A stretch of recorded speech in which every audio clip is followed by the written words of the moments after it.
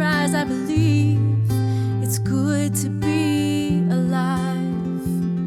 All the wonders of this world, every glory unfurled. Take a minute and go outside. Yeah, yeah, take a minute and go outside. Walking down the sidewalk on a sunny summer day, you see all the people. We're all trying to find our way. Mamas with their children, a few dogs with their humans, sending out some good vibrations. Make the world a kinder place for another sunset and another sunrise. Each and every one is its own surprise. I believe it's good to be alive. All the wonders of this world, every glory unfurled. Take a minute and go outside. Yeah, yeah, take a minute and go outside. Listen to the children laughing, playing in the streets, recreate the whole world. So every child is this safe and free. Music maker on the corner, trees and flowers join the chorus, sing us songs of love's redemption, overflowing truth and beauty. For another sunset and another sunrise, each and every one is its own surprise. I believe it's good to be alive.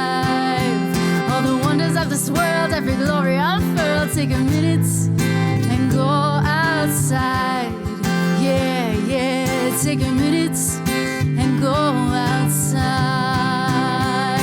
Outside your house, out of your frame of mind, beyond your culture, your regular reason and rhyme, out under this big, big expansive sky. For another sunset and another sunrise, each and every one is its own surprise. I believe it's good to be alive. All the wonders of this world, every glory unfurled. Take a minute and go outside. Yeah, yeah, another sunset and another sunrise, each and every one is its own surprise. I believe it's good to be alive. All the wonders of this world, every glory unfurled. Take a minute and go outside. Yeah, yeah, take a minute and go outside.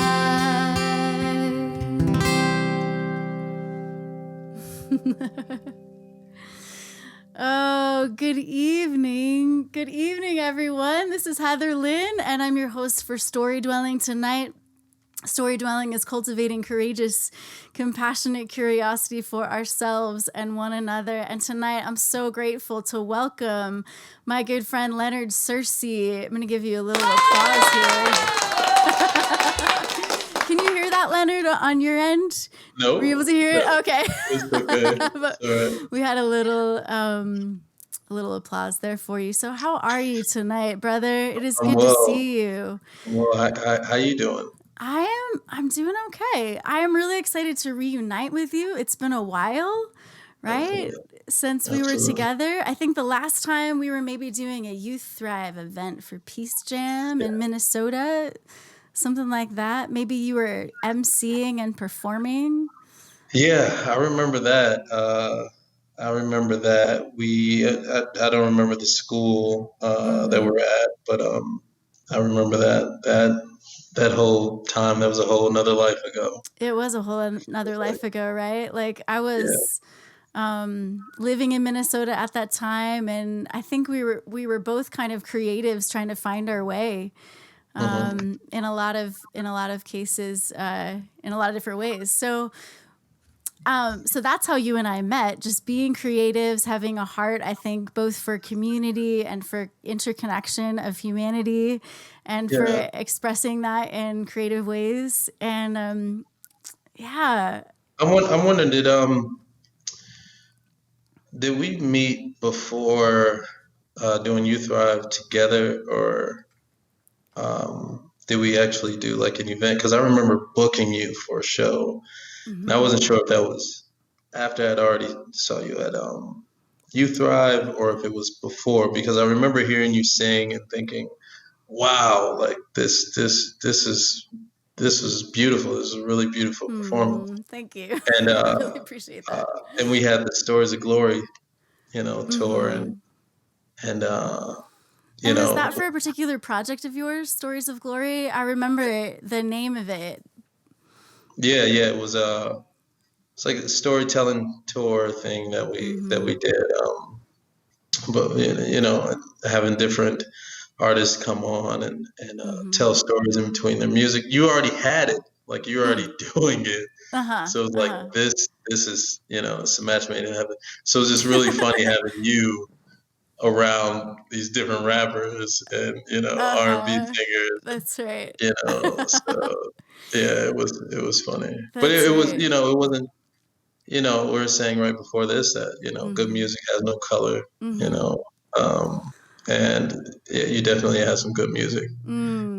And then Jason is the bomb too. So he really is, isn't he?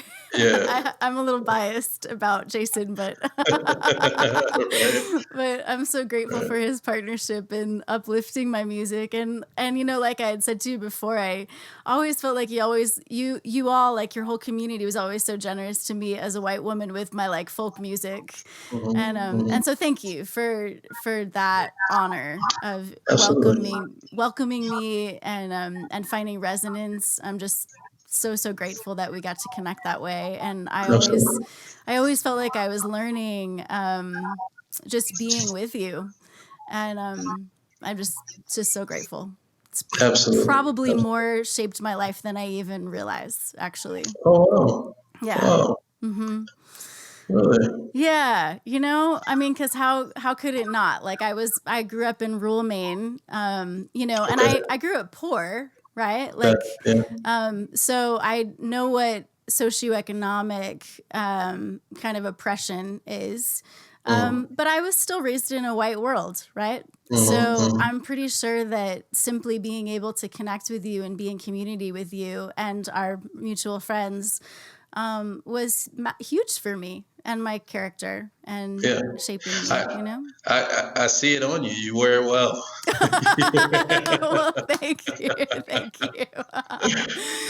Oh, so we're here to talk about you though, my friend. So could you give us a little bit of a background? You're an actor, you're a writer, you're a teacher, you're a film producer. Now you're running for Senate in Minnesota. As far as I'm aware, you were born and raised in North Minneapolis. And would you just tell us a little bit about Leonard Searcy, who you are, where you've come from, and I was born and raised in North Minneapolis. I can remember back in middle school starting with poetry, and I was a very soft-hearted kid, but all the girls liked rappers. Oh, sure. Yeah. So I kind of converted my poetry into rap music, and I remember being in high school, performing for the first time in middle school, but recording music for the first time in high school. And then that turned into doing shows and meeting people like you. And then I think it was 2014 where I just kind of life began to change for me, and I kind of switched gears, got into the corporate world.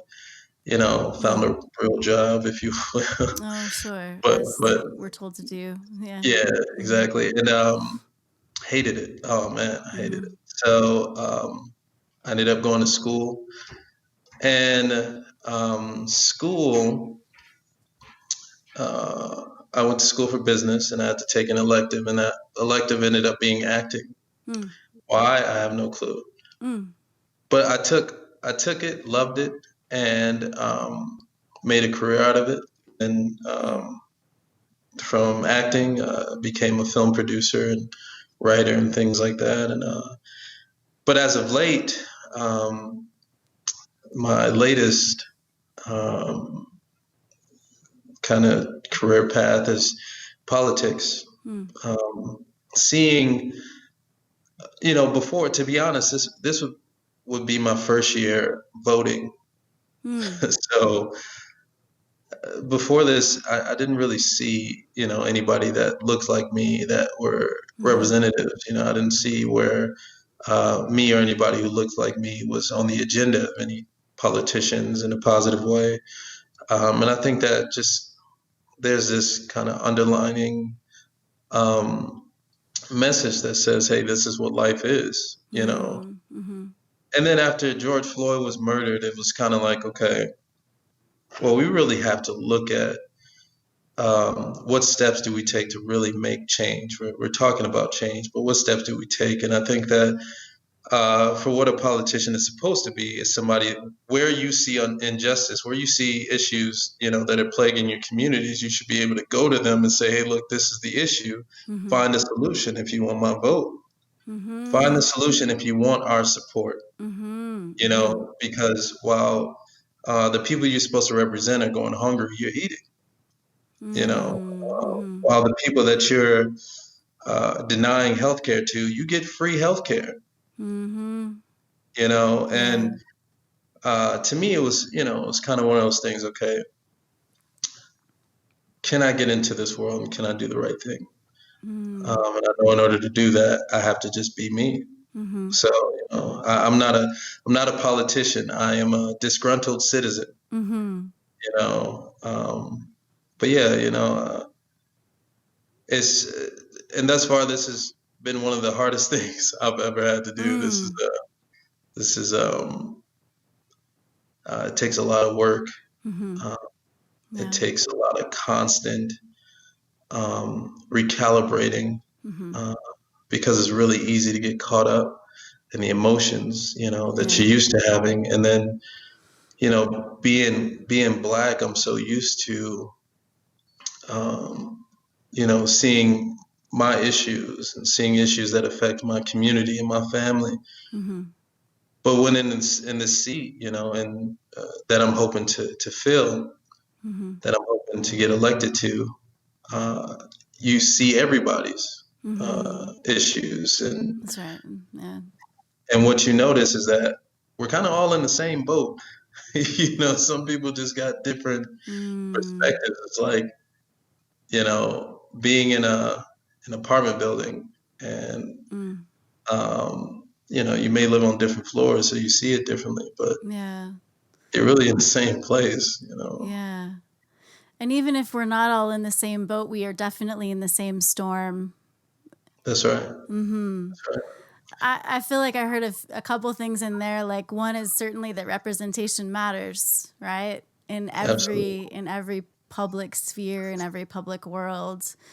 And so it sounds to me like you had mentioned that this would have been your first year to vote, and it sounds to me like a very fair sort of disenfranchised feeling that you may have had, of kind of why bother engage in that way, and totally let me know if I'm not reflecting that back to you accurately. Well, for me, it was what it was after George Floyd was murdered. I had a conversation with my kids, and I remember my daughter saying to me, "Daddy, I don't feel safe." And, after that, it was okay. Well, the riots began to happen, the uprisings began to happen. Yeah. And, buildings were being destroyed and things like that was happening. So I, took to the streets, volunteering, helping get donations, giving, cleaning, organizing volunteers, things like that for, that I think Wednesday and Thursday, and I think Tuesday as well. Because no, it's Wednesday and Thursday. And the week after the murder? No, it was the same week. So okay. George was killed on Monday. Tuesday is when the uprisings began, and then Wednesday is when we got out there on the street. Mm-hmm. Um, Thursday as well. Friday came, and that's when the guard came in. The Mm-hmm. curfew was being implemented, and uh, that's when I got out there to guard as well. So I would do donations and things like that during the day, and then at night I was guarding the community. So sleep was like not Yeah. happening. And Yeah. I couldn't Gotcha. sleep anyway. Mm-hmm. Um, so the people that I was around, like, Mm-hmm. um, what you notice is that the love people have for each other it really is genuine and it's real. Mm-hmm. It's not something that you put on. I think that people wear these disguises and things like that Mm-hmm. in public maybe, but when it comes down to it, people are really there for one another. And Mm. I witnessed it. Mm. Um, It's beautiful to hear.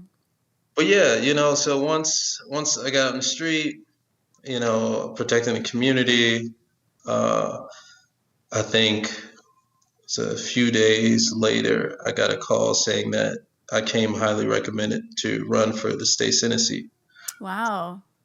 So it was that thing where I was like, you know Mm-hmm. what? Okay, that's what I'm supposed to be doing Wow. to make things better. So this Yeah. run, this career change and things like that, because I love film. I love what I'm doing. This career Mm-hmm. change, though, Mm-hmm. is for my children, and it's for Mm-hmm. children who Mm-hmm. feel the way my daughter feels, who feel unsafe. Yeah. know. Yeah. But yeah. Well, what I was gonna say is, even though you had it sounded to me like you had this feeling of disenfranchisement from the system. Mm, You still, I have always felt like you've always been a community organizer. You've always cared about your community, and you have always seemed to know what to do to, like, help people feel empowered to be the difference they need to be and want to be in that space, but might not always know what to do. And so some people don't know, some people watching might not know, like, I'm currently in Denver, Colorado, but lived near Minneapolis for 14 years. mm, And I have one of my best friends lives in Midtown Global Market. And mm, another friend and former colleague of mine, her neighbor's house was on fire at one point that weekend after George Floyd was murdered. And so I was not sleeping, and I was watching the news constantly, and I was watching Facebook posts of my friends, and Jason and I were both watching you really intently, because we felt like you were caring for this community in a way that we just couldn't, being so far away, and so we were so grateful and heartened, and and the gravity was not lost on us, right? mm. Of how intense and severe this circumstance was. So first, thank you. Thank you Um, for that. um, Um, yeah, uh, thank you. mm-hmm, I'm like, what? Like, really? Like, I hadn't noticed, I guess. mm-hmm. Well, you were focused on what you needed to be focused on, you Yeah, I know? think that's who I am. Minneapolis is my home. Mm-hmm, Minnesota is my home. Uh, you know, I, my mother growing up, mm-hmm, she was a bus driver. That was mm, one of her jobs. And I remember every once in a while there would be a child who, you know, um, parents don't pick him up from the bus, or he gets on the wrong bus, or something happens, and sometimes or sometimes the kid is lost, and every once in a while there would be a kid sitting in our kitchen, or sitting, in our dining room, mm, or in the living room on the couch or something, and you know, and she would always find these kids. yeah. She would always find out where they lived. She would always return them back Was she a home. school bus driver? She was a school bus driver. Yeah, Okay, yeah. That was, yeah. that was one of the things that she did. Cool. But she was also She passed 3 years ago. So, Oh, Leonard, I'm um, sorry. oh, it's okay. And I remember, Mm-hmm. uh, just wondering who's all going to show up. And it was this room packed full of people. And I remember going up there to speak and looking at everyone, saying, there was a time where everybody in this room stayed with us at Mm-hmm. one time or another, you know. Mm-hmm. Wow. So I think that, when it comes to that instinct on, Mm-hmm. being there for people and things like that, I think I'd probably get it from my mom, That's you beautiful. know. So your Yeah, mom had so much compassion and hospitality and care for absolutely. people. That's really Oh, beautiful. oh yeah, she'll whoop our butts, whenever we got out of line, but Sure. she definitely was, she'll whoop us and feed us, that's, Yeah. so, yeah, Sounds like she she was incredible. yeah, Hmm. had a very balanced heart, balanced way. Yeah. Wow. That's amazing. It sounds like she really established a foundation of integrity for you. And Okay, and yeah, we that's call it yeah. that. Yep, yep. Hey, you better not lie, or yeah, Mhm. I'm still afraid, Mhm. Mhm. I'm still Mhm. afraid to break any of her rules. So, Yeah. but I do tell people like, hey, look, my mama gone. I ain't about to get in trouble, Mhm. So, Mhm. Yeah. yeah, Oh, it's so yeah. sweet. So sweet. Um well, I love that. That's a beautiful tribute to your mom, and it's so good to hear a little bit about what shaped you and brought you to this point. And I'd love to hear more, even a little bit about your neighborhood, maybe when we come back to conversation from a song here. And I just want to say hello to a few folks who are here. Please, if you're watching, do say hello in the comments, because that's the best way we can know that you're here with us. So I want to say good evening to Doug and Julie. Julie says she's so excited for tonight, and Kia is ready for tonight, and Nar. And thank you also, Kia, for putting some hashtag Better Minnesota and SearcyForSenate.com writing candidate. That's rad. Thank you for that support, Kia. Thank And you, Kia.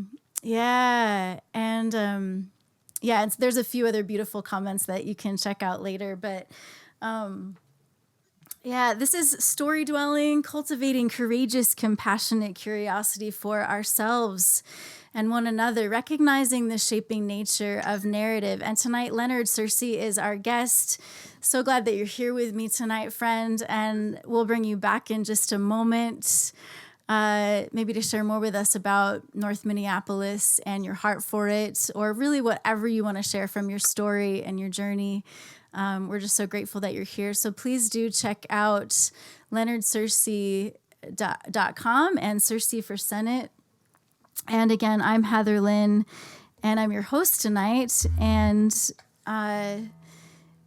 Storydwelling is near and dear to my heart. It's a concept and a practice that I've made a part of my life for a long time now. That's what I called my very first studio album. But to me, it is cultivating courageous, compassionate curiosity, recognizing how the stories that we've lived, and then also the meta-narratives around us, whether they're religious or political, how they shape our perspective and how they shape our character. And then to me, this is also about learning empathy and compassion for others, and practicing with a deeply listening posture. And we like to bring in a few songs to share with you each time as well. So this is I Shall Be Released. They say everything can be replaced. They say every distance is not near.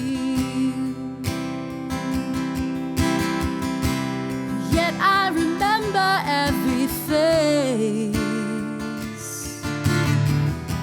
of every man who put me here. I see my light come shining from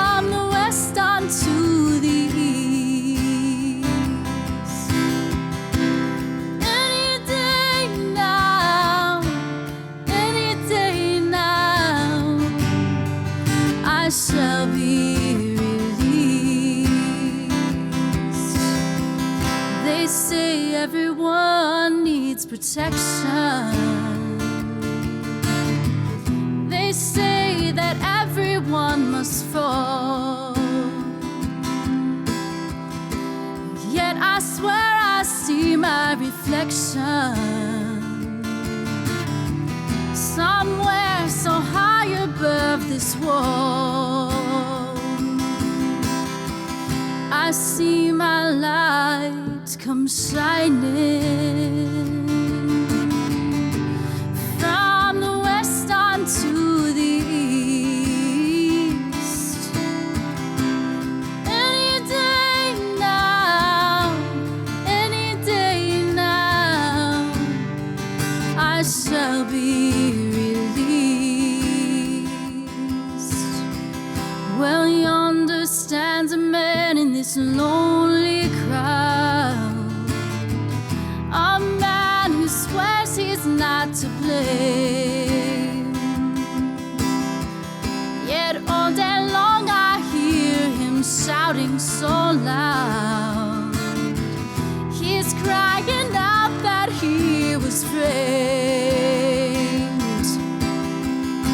See the light come shining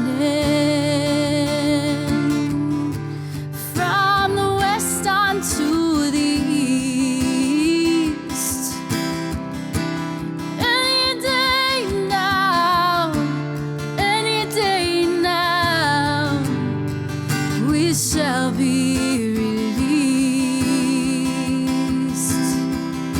See the light come shining from the west onto the east. Any day now, we shall be released.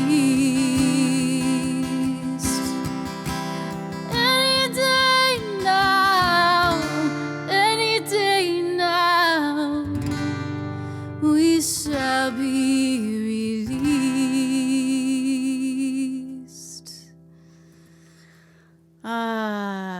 Welcome to Storydwelling. I'm here with my friend Leonard Searcy. He is an actor, a teacher, a film producer, and now running for state senate in Minnesota for District 45. I have known Leonard for many years now, and we are actually reuniting after a while. So I'm so glad that you could be with us tonight, Leonard, for Storydwelling, letting us know more about your story, helping us practice a posture of deeply listening. Thank you. Thank you again for having me. That still sound as beautiful as when I first heard you. What's that? I said you still sound as beautiful as when I first heard you. Oh, thank you so much, my friend. Sounds great. Probably even better. Actually. Oh, I hope so, right? I hope that as life goes on, just getting more seasoned, developing those skills all the time, right? That's right. Yeah. So we were talking about your mom and a little bit of what's shaped you, and I feel from you, and I feel like I'm a witness of at least your online presence. I get to be a witness of your great love for your community, and I believe in you as you move forward into this new career path that I know is daunting and not very comfortable for you, and yet I believe in you, and I feel like the heart you have and the character you have makes you the right person for it, honestly. And I also don't really get very particularly political in a partisan way on my shows and in my work. But I was like, you know what? I have been connected to Leonard for a while, and I think that people need to know his story. And so here we are. Yeah, I appreciate that. I think, I feel like just in my journey, there's a lot of the world that I can relate to. I feel like, that's the kind of candidate that we need to get behind anyway, is somebody that actually understands the highs and the lows of what society has to offer us. And so that when we're communicating our issues, we're communicating them to a person that can relate. I've been homeless. I grew up poor like you. I grew up with 16 people in a house at a time sometimes. My mother had 10 children. you know, Mm-hmm. and their children had children, you know. So Mm-hmm. there was always people around, Mm-hmm. and that's a good thing. And sometimes it's, you know, it's not that good of a thing, you know. Mm-hmm. So understanding, again, the highs and the lows of life, I think, Mm-hmm. you know, it's important, you know, to be great at this particular work, especially when you're representing people who represent, you know, those spaces and places and Mm-hmm. and our state and in our country and in the Mm-hmm. world. Mm-hmm. I feel like one of my first memories of you being involved in really caring for your community was when a hurricane came through North Minneapolis. Do you remember that? It was a I few do years remember. ago now. Yeah, I do. I do. Yeah, Yeah. that hurricane actually destroyed our our house. Mm. Not fully. There was a lot going on, but yeah, I remember again when that disaster happened in the community, and it was one of those rare moments you got to see people um, banding together in a way that you just never seen, whereas people who were cooking with one another, you know, and for one another. You Mm-hmm. know, we're chopping down trees, you know, getting them off people's houses, and you know, got really organized really quick, and you know, just as a community, not Mm-hmm. necessarily people from the outside. I mean, there was people from the outside who came and definitely helped and aided, but uh, I can't take away from the people who were there Mm-hmm. and who lived there all this time, who never knew the person across the street, who never knew the person next door, Mm-hmm. you know, and how great of an experience for them it was. It's just that I recognize with how society is run, those moments aren't spotlighted as they should Mm-hmm. be. Mm-hmm. And even though I'm running for legislation, I don't believe that the majority of our issues are related to legislation. I think Mm-hmm. that legislation only reflects what the people need. And Mm-hmm. when we're more community driven, we Mm-hmm. understand better what it is that we all need, you know, and then Mm-hmm. it makes the job of, you know, Mm-hmm. legislation or city council or mayor, whoever it is representing you, much easier, you Mm-hmm. know. Mm-hmm. But, you know, we have certain powers that are pulling this group this way and that group that way. Right. That's why this Black Lives Matter, Mm. I don't want to call it a movement, uh, but the energy and the spirit connected to this catalyst for change, which is what Black Lives Matter is to me, Mm-hmm. is bringing those different communities that were taught all these years to, you know, not to go over there, not to connect with them, Mm-hmm. um, has brought them together, Mm. um, and just so many different ways. And people are being able to see, oh, that person's just like me. Oh, Mm-hmm. that person wants exactly what I would want. Mm-hmm. Oh, so this racist thing doesn't just affect you, you know, it affects all of us because if we're allowing people to, you know, to organize hatred and organize oppression, Mm-hmm. it's not discriminate. It's not, you know, it's not necessarily discriminate. Mm. Um, uh, because on a subconscious level, you know, if you got a person, if you raise a person to hate a certain kind of person, Mm-hmm. uh, or you know, maybe they look a certain kind of way, you've given them permission to hate anyone that they Mm-hmm. choose to. You know, nobody's going to grow up and say, you know what, I exclusively hate this kind of person. It's just not Mm-hmm. how it works. Mm-hmm. You know, it doesn't work like that with anything. Yeah. So I think that our eyes are being open to that, and then seeing the rest of the world rally behind Mm-hmm. uh, Black people. Mm-hmm. It's a very beautiful thing, and I Mm. say that um, with the understanding that Black people have rallied behind everyone else as well. Mm-hmm. throughout history. Mm-hmm. So it's a beautiful thing to see, um, to see that come back full circle, and that we're all, connecting on a global level. It's a beautiful thing. It really is a beautiful thing. I read just today that, Black Lives Matter officially began 7 years ago, and now it is a global movement, and we've witnessed that, especially in the aftermath of the murder of George Floyd, and not just him, but Breonna Taylor, Ahmaud Arbery, and so many others. It's so many to name, right? Yeah, to me, Black Lives Matter started when we began saying Black is beautiful, I think. And I think what it says is, even before that, I believe since Black folks have been here, in this country, Black Lives Matter has been, our chant, our motto, our trope. And, I think that now as, some people, they look at Black Lives Matter as an organization. And I don't look at it as an organization. It's this whole other thing. It's a movement. Yeah, I see what you're saying for sure. Yeah, it's this whole other thing. There are people who have been out in the streets since day one, who know nothing about an organization. Yeah. All they know is that Black lives do matter, and that's what they're outside for. That's what they're fighting, screaming, being shot at, being tear gassed for. Is they're out there until everyone accepts Black lives do matter, just as much as anybody else's life. Amen. And so, so it's, to me, it's a beautiful thing to see that,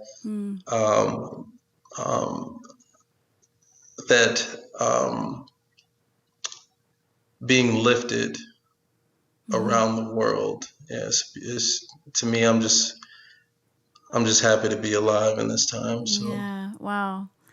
I appreciate you have such a positive perspective on everything, how you see people coming together when so many do see very intentional division happening as well in our country. I think we, especially at the upper echelons of power, we have very poor leadership there, and intentionally dividing us. And it was beautiful to see you post earlier, and even to hear you talk about how you are also seeing the ways that we're coming together in significant ways too, that we haven't before. And I'm grateful for your eyes to see that, and your and your voice to speak that encouragement. Yeah, there's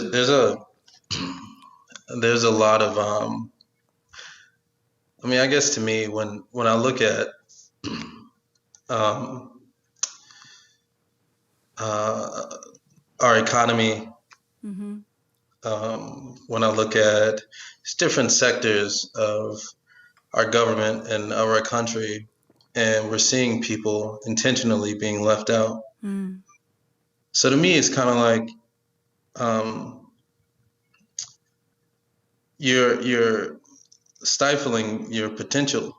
You're stifling what we all could be together, because of those insecurities. I feel like racism is a very insecure thing. Like, to me, it's a very insecure kind of way of being. There's absolutely. I don't really see anything intelligent about not liking someone because of the color of their skin. It's just, it takes zero intelligence to, come to that conclusion, and you could never make sense out of it. But anyways, what I'm seeing though is that most people that I run into don't have that. They don't. I believe that racism and racial hatred is a minority idea, now. I think that it's a minority idea, and I think that it's dying, and I think that the so-called leadership is trying to revitalize it and make it make sense somehow and make it seem like it benefits you guys if you hate these people, or if you know, follow this kind of way of being, and it'll never make sense because it's a misnomer. It was wrong from the beginning, and the thing about nature is it will always, nature always, things always return to its natural state. Those who were once in bondage will find freedom at some point. Life has its cycles. I mean, like everything. If we look around just at the nature of things, everything reverts back to its natural state. And I think that we as humanity is reverting back to our natural state of humanity. And there's just some people who don't like it. Yeah. And we don't care, we don't care. Yeah, I agree with you. And I want to go deeper with it. I feel like we are in a lot of ways going, wait, like we were born wild. And of course, there's an element of civilization that helps us organize ourselves together. And also civilization is kind of collectively killing our souls. And racism is certainly part of the virus that's doing that. And we have to eliminate that virus to also evolve. So it's almost like a return to our true nature and also an evolution together. Like we won't be able to advance together. And you might have even said something like that in something somewhere that I saw of yours. Well, I no, might be it's quoting true. you. It's true. Yeah. Like how can you actually see what we can be if you're leaving out so much of our human resources? You're leaving out what we're supposed to make up like 15% or something like that. But when you're seeing, I mean, and the thing is, being in this political process, what I realize is the race issue is one that if we could identify different variables within systems that create that may contribute to racial oppression, and we flag different organizations, whether they're private or they're governmental organizations, to rid those particular variables, to get rid of oppression as a system. That's right. Yeah. I think that we can demonetize, systemic racism in that way, and we'll really be able to see, okay, this is the way things work as humanity.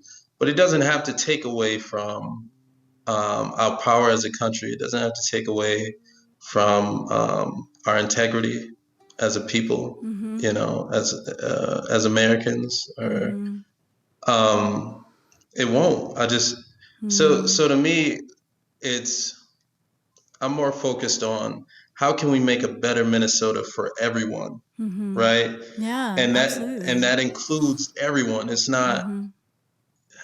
I want to change the conversation around race, where we don't have to single out a certain, because we're basically segmenting shades of human beings is what the race conversation is. And if I am elected a state senate,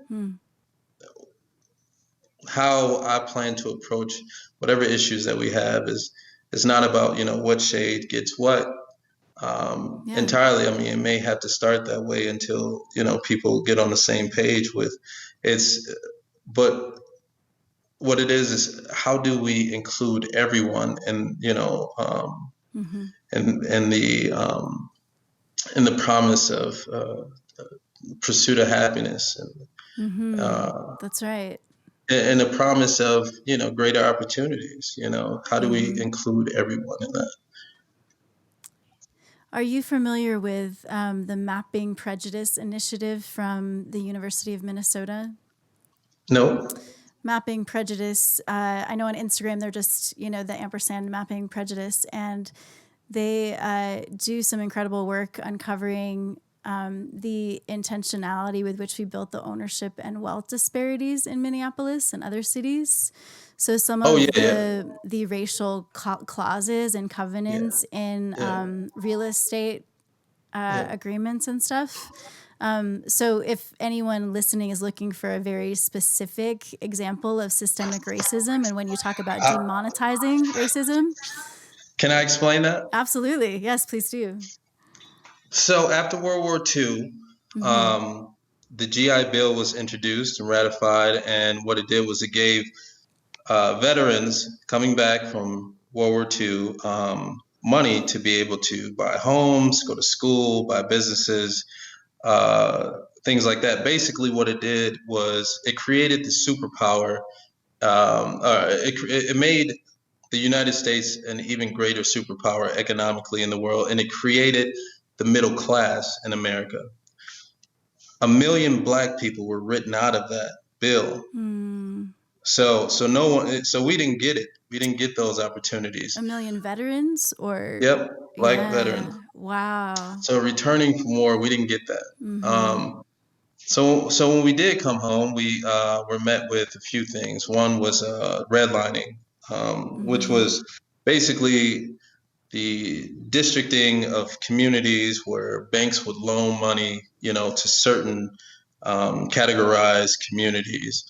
The red districts are where Black people were to stay, right? And those are labeled as hazardous communities, where they didn't get loans for, better housing. They didn't get loans from banks for, they didn't get the access to capital, right? And then the racial covenants was when we actually did work, we did make money, and we wanted to buy a home and say, Longfellow community or something like that. On the deed of, some white person's house would be, this racial covenant. And it would be, if you sell, lease, rent, give this house to anybody Black, basically we'll sue you for damages. That's why they say when someone Black lives in the same community as you, the value of your house goes down. Is because of those racial covenants. So you get sued for damages if you sell your house to somebody Black. And if the person who owned the house before the person who sues you was in on the racial covenant, they could sue you too. And so on and so forth. And so people were like, okay, well, one, there's communities who are definitely like, I don't want to sell to Black people anyway. But then there were people who were like, if I do sell to someone Black, then, look at what the repercussions will be. So, what it makes me think about is, even in the beginning of this country, racism as an idea was forced on people this same way. Racism as an idea. I mean, slaves existed before. If we look at even Rome, Colosseums, the slaves who were gladiators and things like that. There's always been this, this innate us against them kind of thing.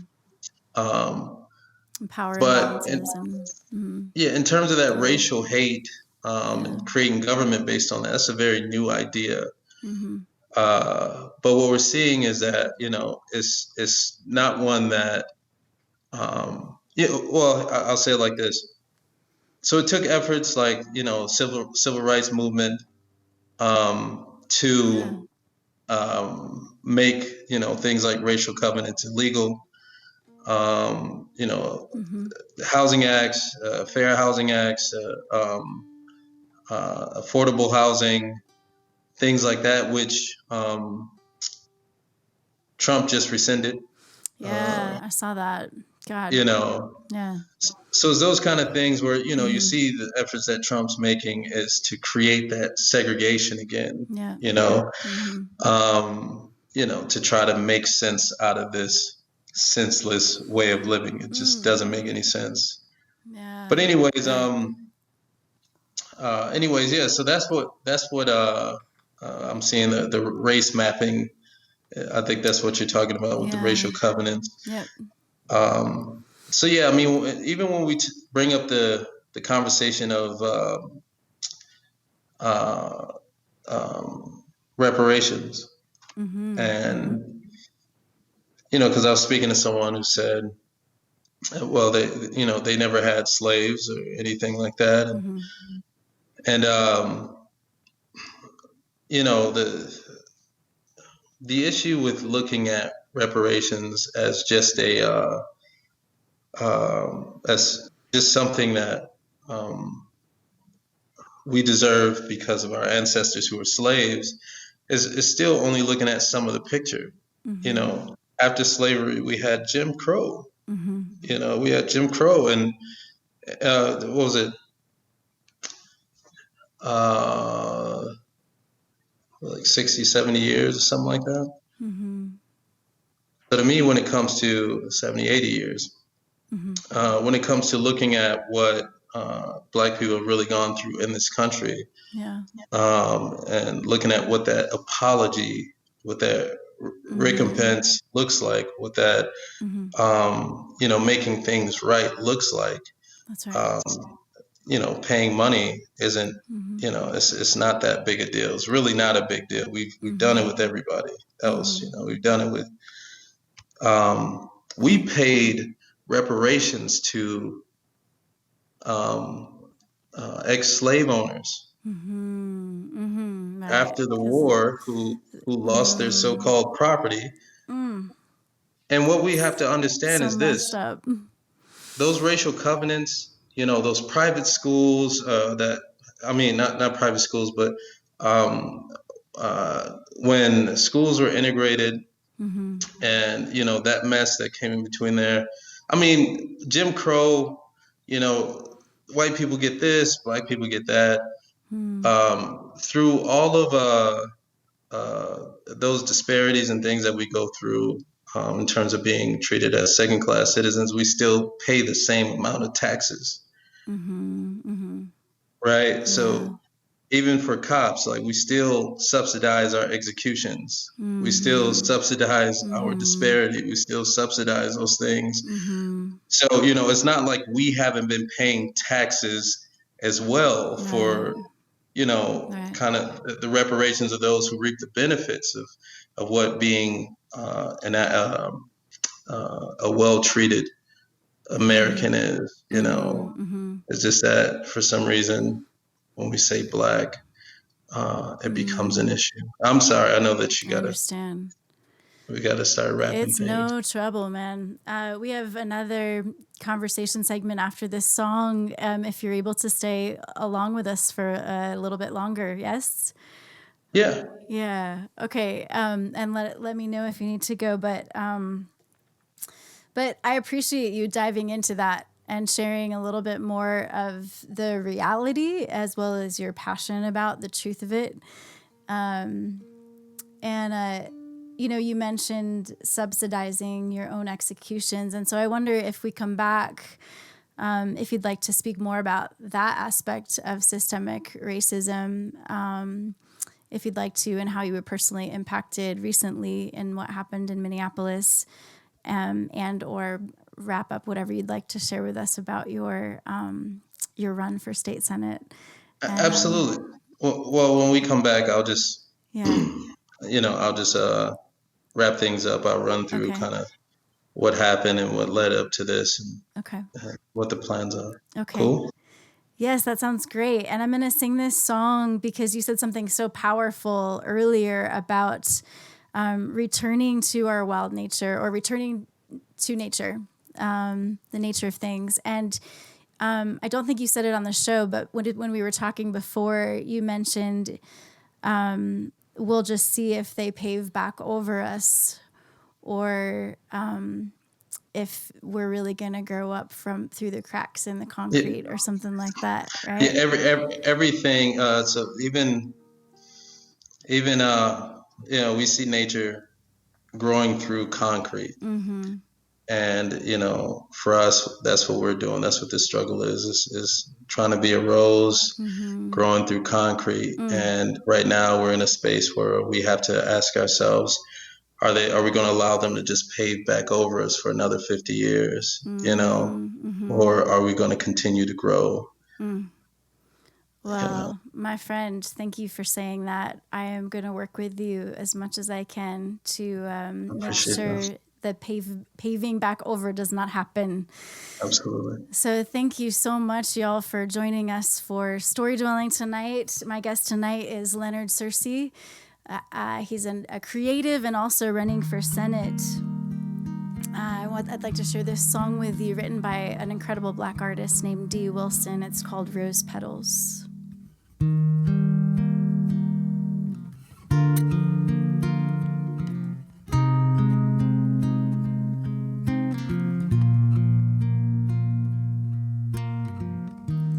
The blood of our brother spilled on the street. He was the rose that grew out of the concrete. The same ground where his body lay, like rose petals on a stony grave.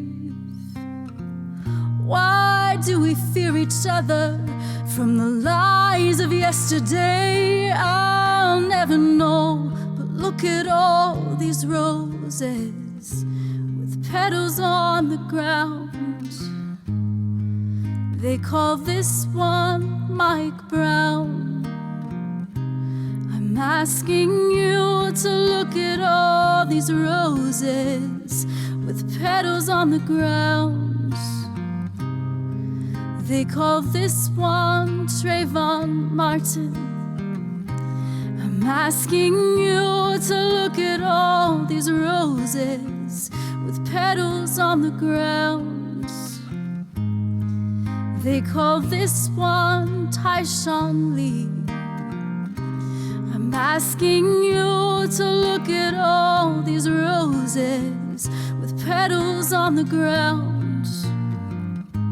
It's far too many for me. The tears of their mother spilled at each grave. She knows the cost the whole world could not repay. And when she should have felt our sympathy,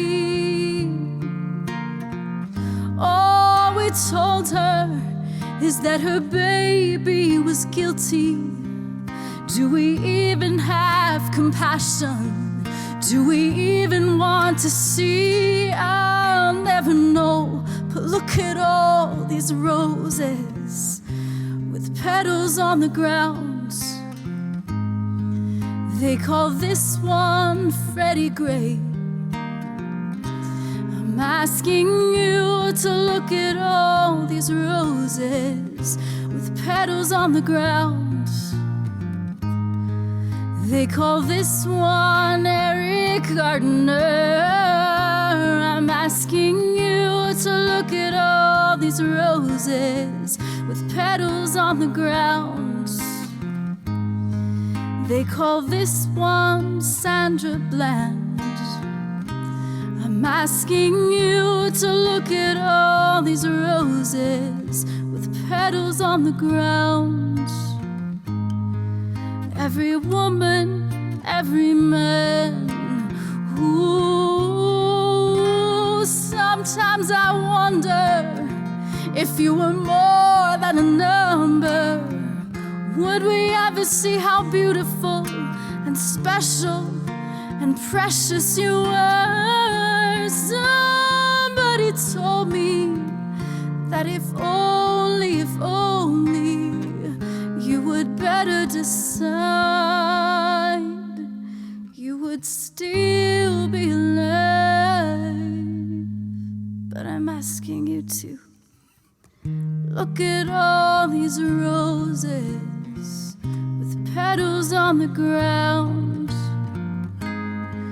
like the ones from Sandy Hook. I'm asking you to look at all these roses with petals on the ground, 'cause they will change the story in our history books. So while we can, let's look at all these roses. Look at all these roses. Look at all these roses with petals on the ground. The blood of our siblings spilled on the street. They were the rose that grew out of the concrete.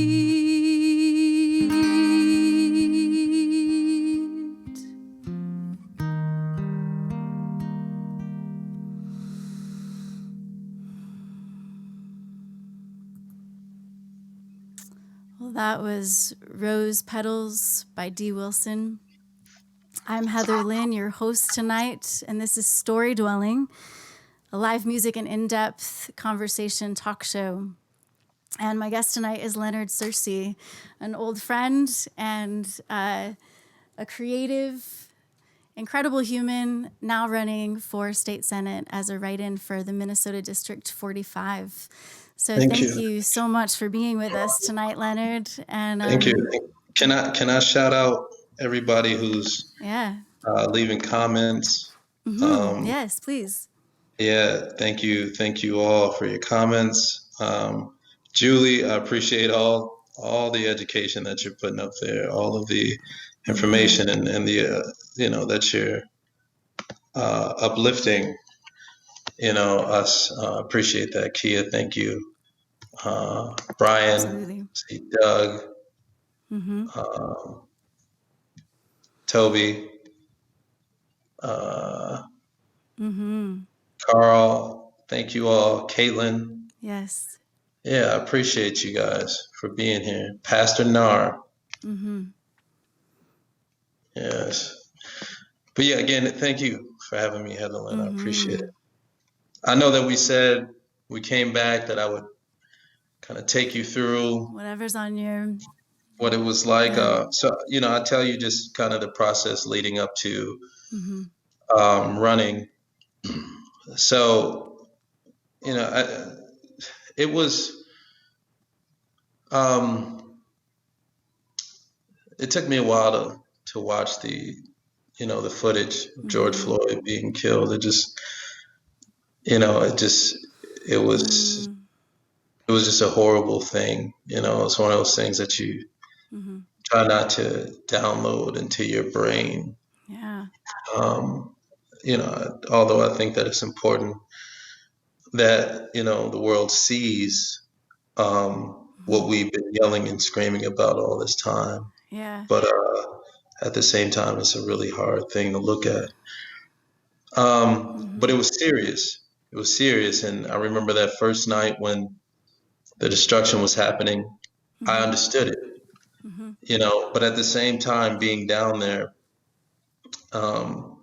and then talking to people and asking, who started the fire? Who, where did that destruction? And there were so many different, it wasn't a lot of different stories. I mean, it was people saying, it was kids or it was people who weren't from here, Yeah. So I was seeing that happen online too, but even the energy shifted. It felt really weird. Yeah, and just seeing what people need to to really get a great grasp of what was going on. If you look at that video of the guy who is supposed to be supposed to be a member of the Hells Angels and linked to white supremacy and all that, he's knocking out these windows, and then if you see there's a black kid or a young man who confronts him. He's like, "What are you doing? Why are you doing that?" that lets you know, oh, the people there they're not on that. That's not what they're out there to do. They're not out there destroying things. That's not the intent. Yeah. So, it gives you an understanding what people were out there for. They were serious about justice because it was a serious thing. Um, And so many so of the small businesses destroyed were people in the community, immigrants and people of color. And so that wasn't something that your community was trying to do yeah, in I mean, Minneapolis. and for them, yeah, like in the community was so many different people. I saw on the news there was just a loop of black, brown, and red people, inside of these, places who were that were being looted and destroyed and things like that. It was just on a loop. It was on a loop. It was on a loop. And when you get out there, you see, wow, there's a lot of white people out here. Like I wouldn't have known it just watching the news. But anyways, again, went donating things like that. Worked primarily over north, because it's where I'm from, and then I figured I can't spread myself too thin, but we were doing work over south and on the north side. Once it was time to stand guard, I remember one of the things I got the opportunity to do was work with the National Guard.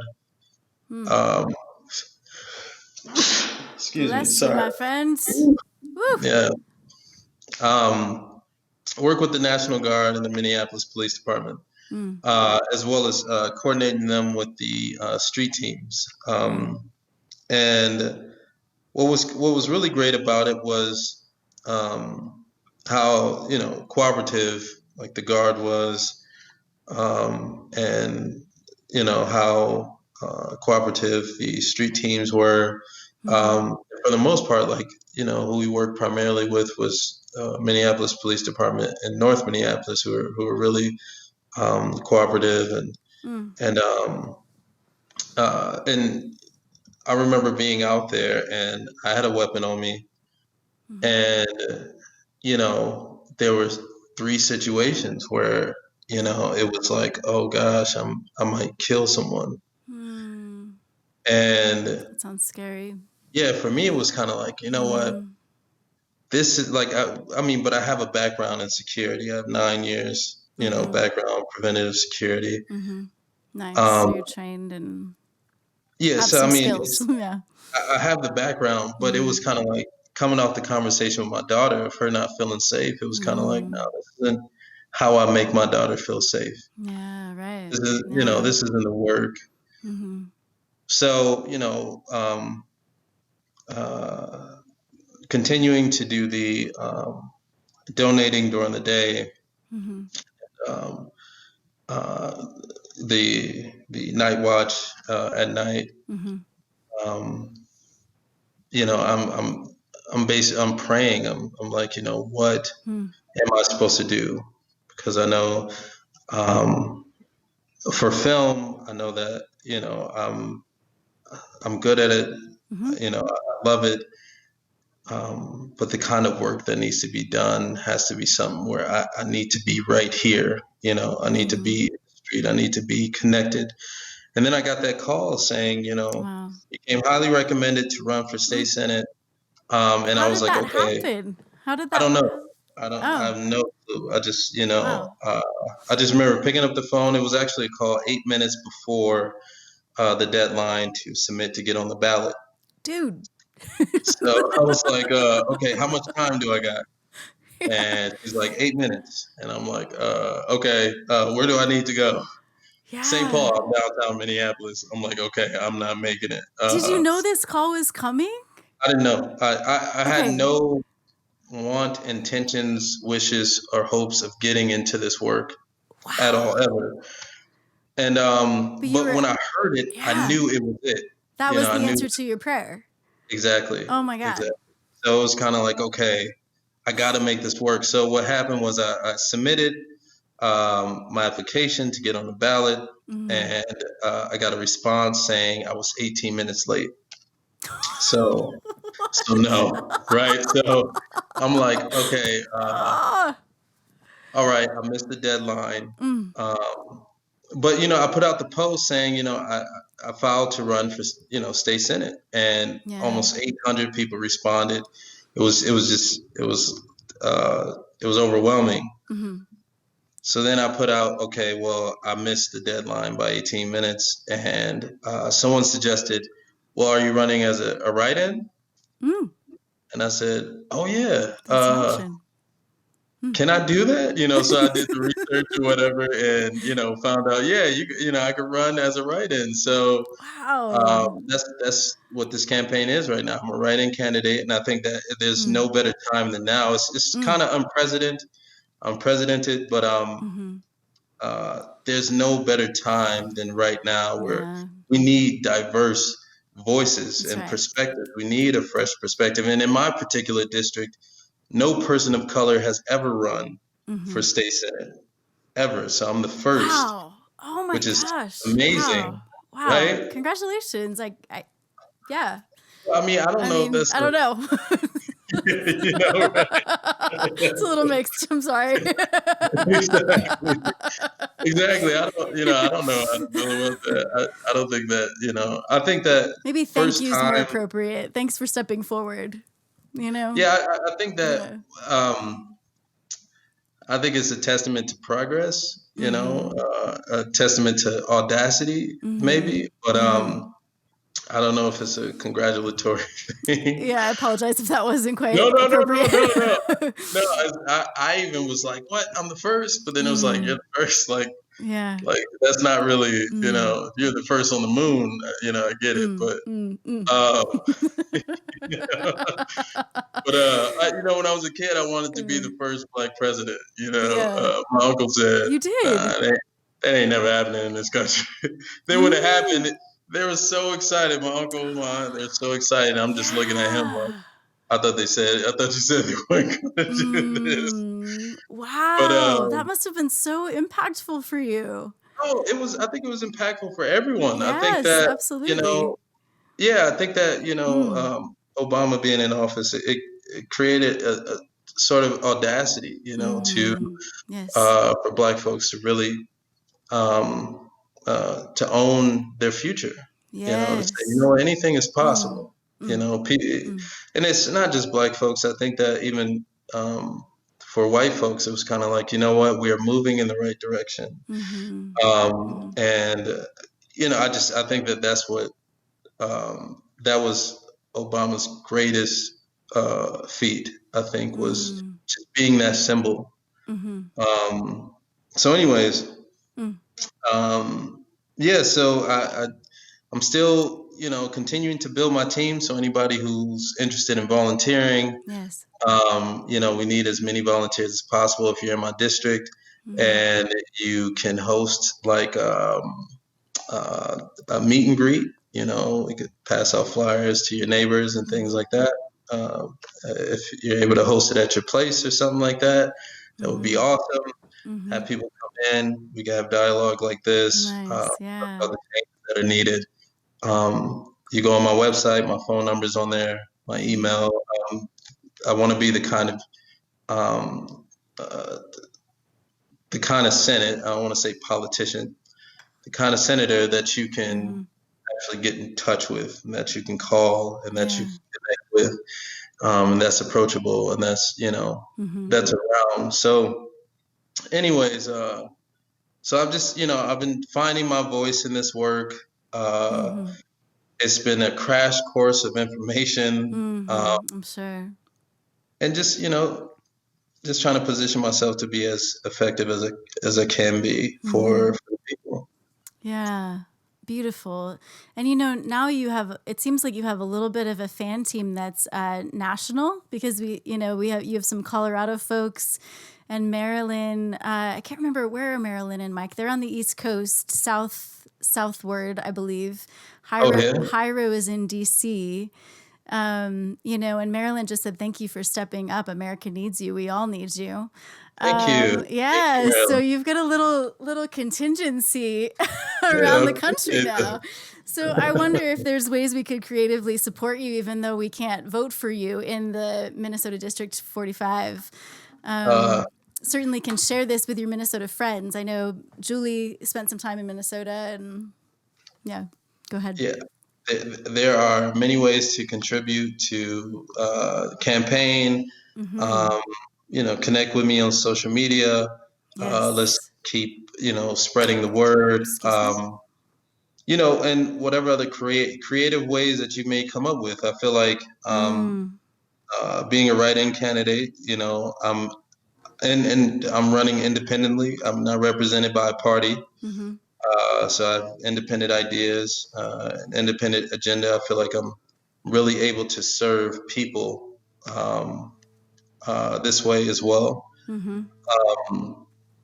So, I'm very open. I would say go to my website, searcyforsenate.com. There's different ways that, you can contribute as a volunteer in some kind of way, or as, to donate, buy merchandise. Or, just sign up to be included in the mailing list, or email me, and we'll talk about what those things are, or what they could be. Awesome. I have one more question for you. Okay. Police brutality against Black folks, especially.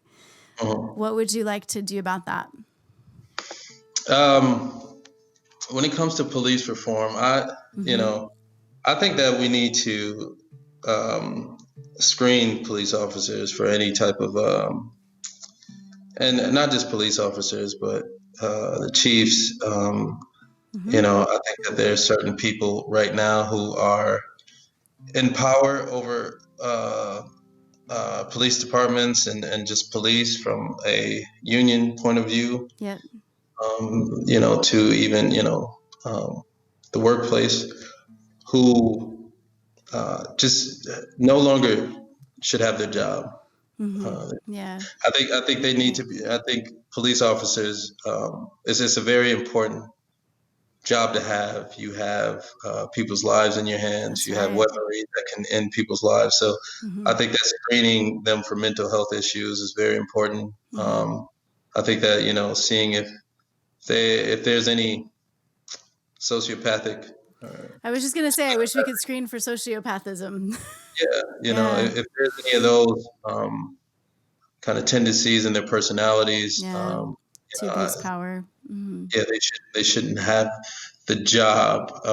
I think that there are places where sociopaths and are best are best employed at, there are better career paths for them. That's right. I was talking to a friend of mine. He said, doctors maybe work, maybe better sociopaths, because when there's blood and you're unfazed by it, that's actually a good thing. As long as you're very project oriented and want to save lives. Exactly. Right. So there's those moments. But I think that when it comes to being a cop, I think another thing that's important is 6 months to a year residency before you get a weapon or anything like that. Being able to actually follow your big brother cops and see what they do, as well as how they handle things in the community. The other thing is, I think that there needs to be incentive for cops living in the communities. I think that is, if I had it my way, they would just live in the community. But that makes sense. Complete to sense. encourage them, 'cause, relationship. And when you're walking down the street, you can't hide behind a uniform or behind riot gear. Everybody knows who you are when you take your uniform off. Yeah, that's exactly key, it seems to me. And the thing is, when you know people more, you tend to not shoot them. You tend not to So violate practical. them. When you know each other's families and things like that, I think that you're less likely to violate them. Yes. And just ruin their lives. I mean, Right.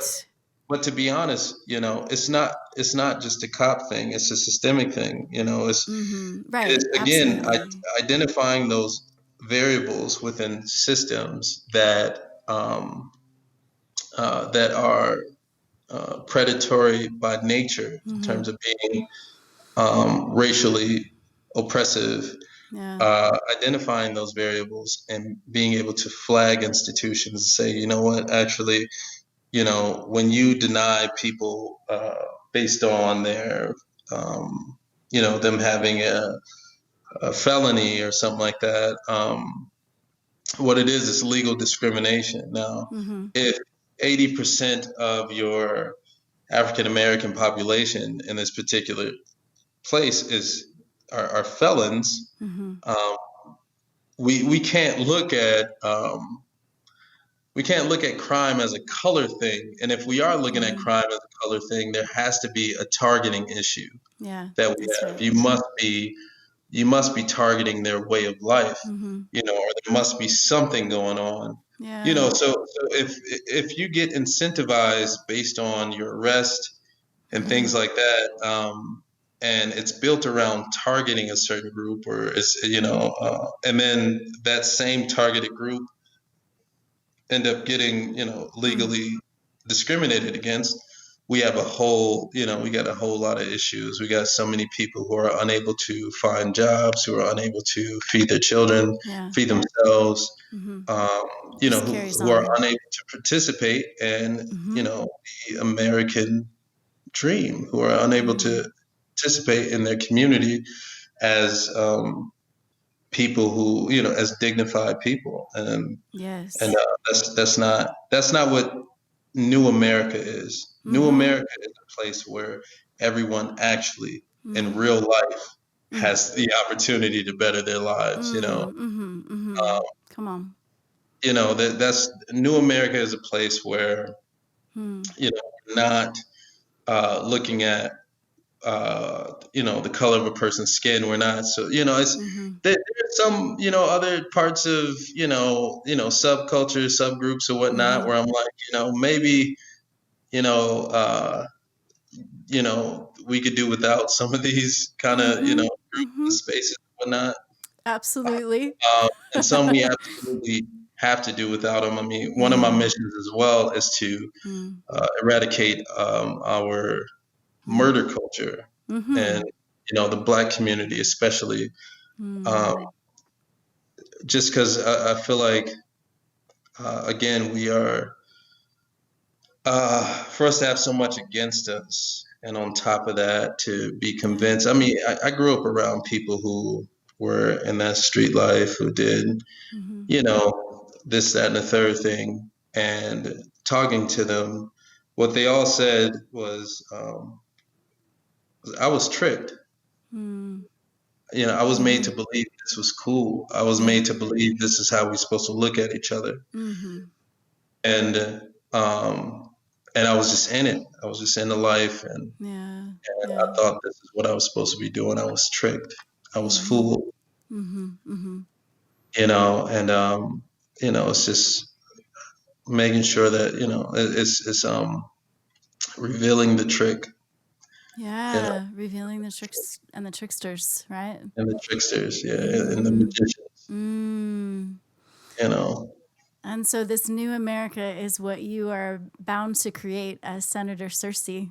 I think it's happening. I'm just, hoping to do my part and, bring it to fruition. So. Well, is there anything else you'd like to say before we close with a final song? You know what? If you live in my district, and you believe you could give a first-time politician a chance to represent you, I would ask that this coming election to write me in.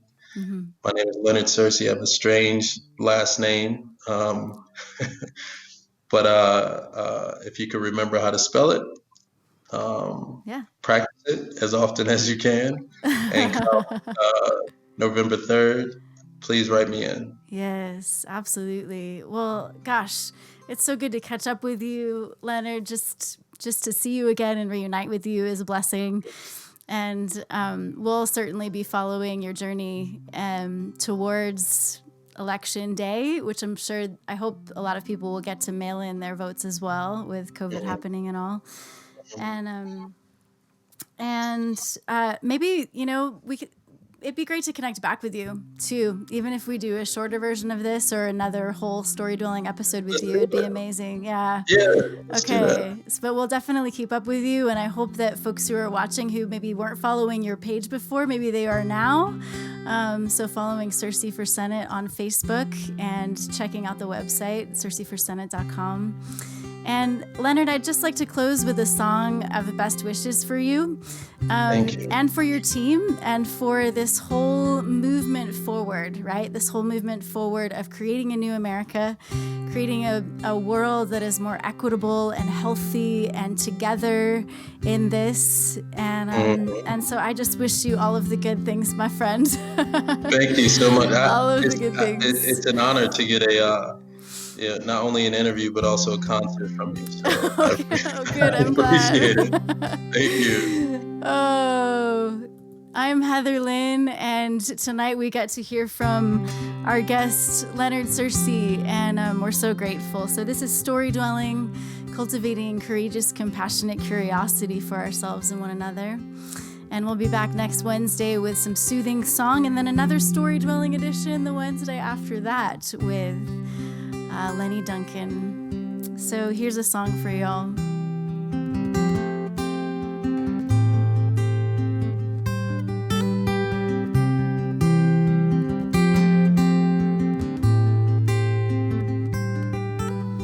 Peace ever, joy ever following you, light ever, love ever radiating through.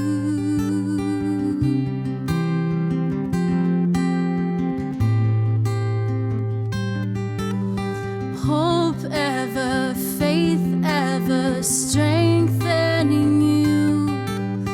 Life ever, breath ever, nourishing you. And everywhere you go, may you always be home. And everyone you meet be messengers of peace. Let your light shine through,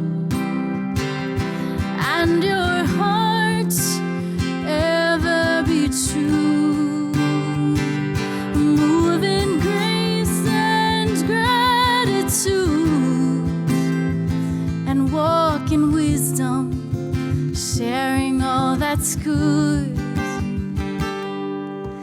Peace ever, joy ever following you, light ever, love ever radiating through.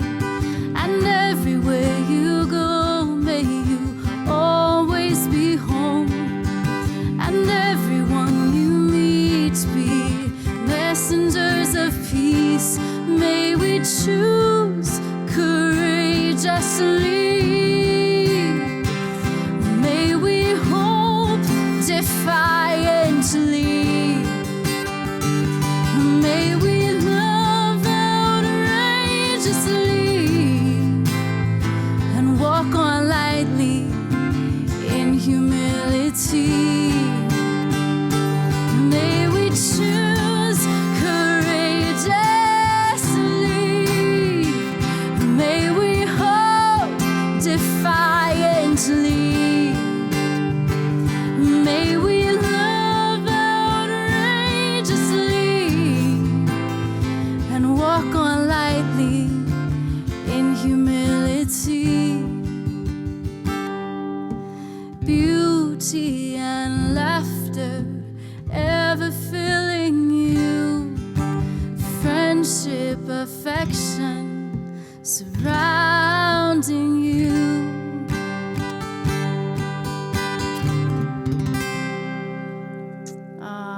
Peace, y'all.